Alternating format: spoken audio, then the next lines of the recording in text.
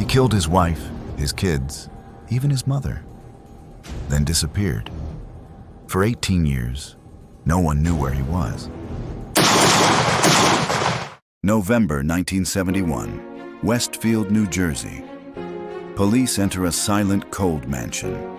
The heat had been turned off. Organ music plays softly on a loop. Inside, they find 5 bodies, carefully arranged. A mother, a grandmother, and 3 teenage children. The killer, John List, their husband, son, and father. He had shot each of them, one by one, in the back of the head. Then he disappeared. He left behind a 5-page confession letter to his pastor, claiming the murders were an act of mercy.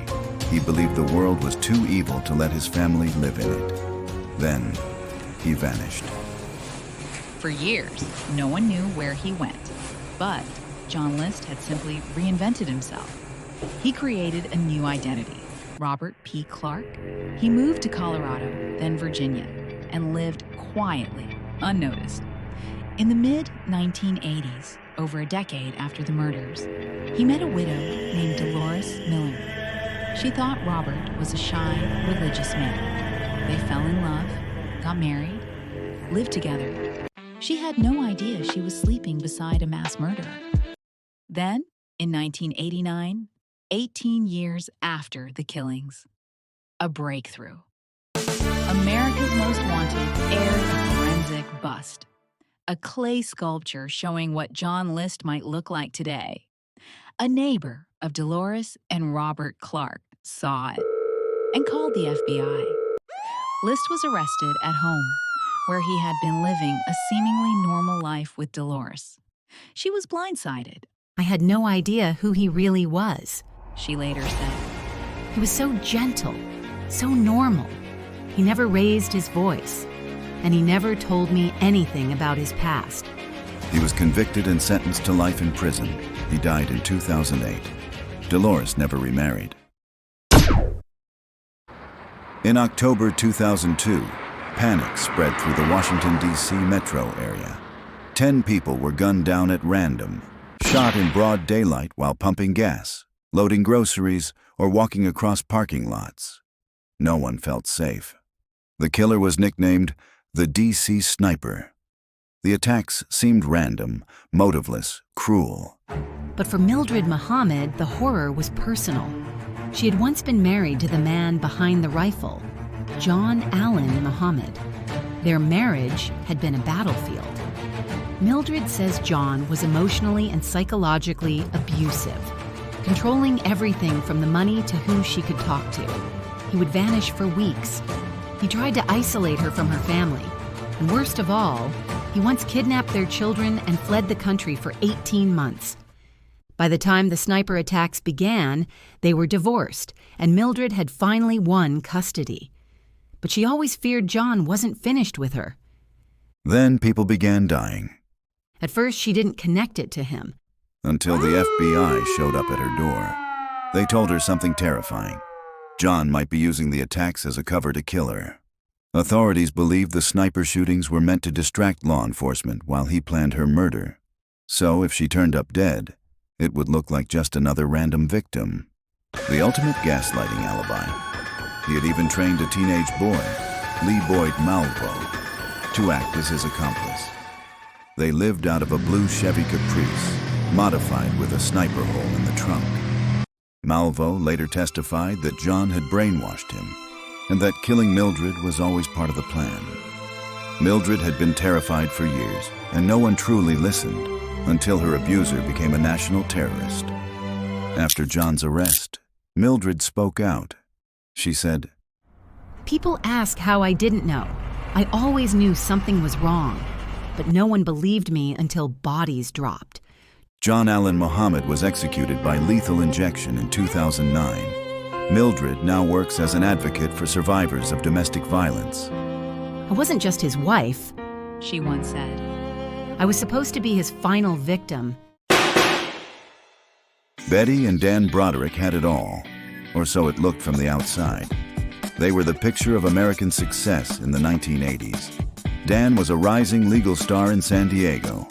Betty was the charming wife, the dedicated mother of 4. They had money, status, a beautiful home. But behind the scenes, their marriage was cracking. Dan worked long hours, and Betty suspected something wasn't right. When he hired a 21-year-old legal assistant named Linda Kolkina, things got worse. Betty's suspicions were brushed off. Dan denied the affair. But the late nights, the coldness, the gaslighting, it all added up. Eventually, the truth came out. Dan left Betty for Linda, moved out, and took everything: custody, control of the house, and the finances. Betty was pushed into emotional freefall. She began leaving dozens of screaming voicemails, drove her car into Dan's front door, left vulgar graffiti, was arrested, institutionalized. She said she was being erased, not just as a wife, but as a mother, a woman, a person.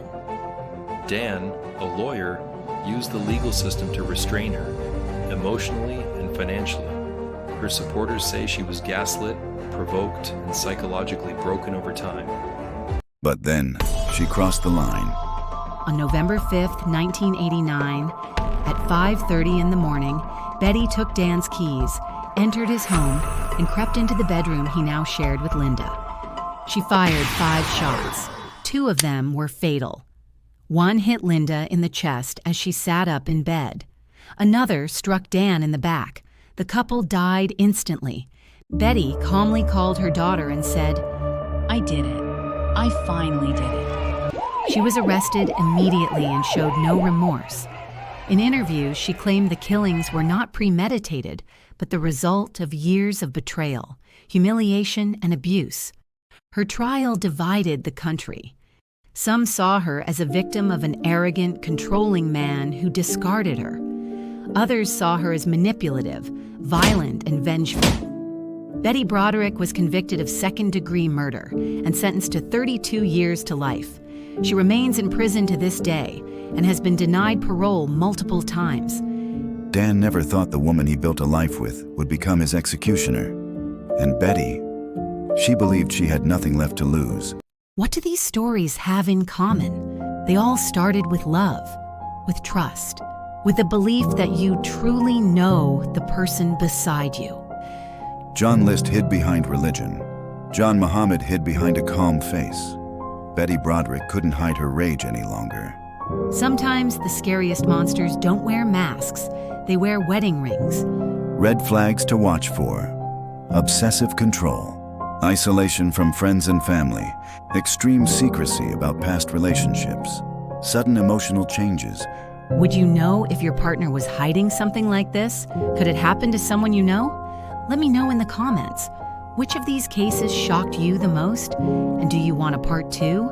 There are even more stories like these, much darker ones. Thanks for watching. Stay curious and stay safe.